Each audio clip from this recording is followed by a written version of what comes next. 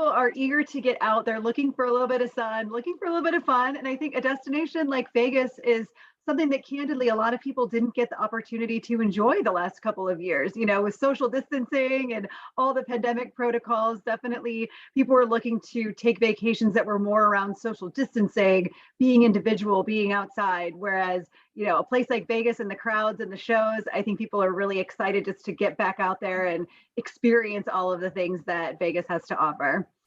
There are also a lot of travelers looking to escape Las Vegas for some new sights. Where do you see those travelers going to from Las Vegas?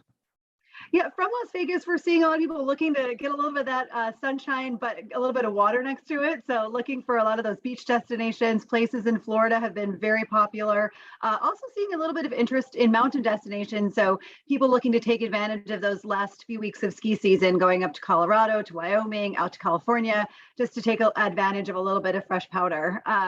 Also, we actually did a consumer survey and found that more than 70% of travelers surveyed found that they were thinking about going somewhere they've never been before this year. And a little more than 30% had considered taking an extra splurge to really go above and beyond on a trip this year. So I think some people might be even thinking about charting out and trying some place that they've never experienced and trying something totally different.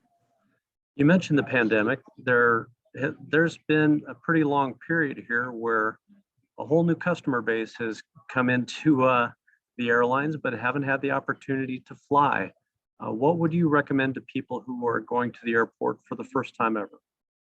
Well, if you're going to the airport for the first time ever, I think, again, making sure you're planning ahead is really key. So you're going to want to get to the airport at least 2 hours in advance for a domestic flight, 3 for something that's international, just to make sure that you have all the time you need to check your bags, to go through security, to find your gate, to maybe grab a bite to eat, just to get settled in and comfortable. We're also recommending to make sure that customers download the United app before you go. There are so many things that you can do in advance before you even get to the airport to save time. So you can check your bag in advance. You can see any sort of COVID restrictions or protocols that might still be in place that you have to abide by or follow. And we'll have all the information for you right at your fingertips to make sure to get you prepared. Okay, you mentioned that United is flying more than 3,800 flights per day on average during the spring break period. How does that rate compare to before the pandemic?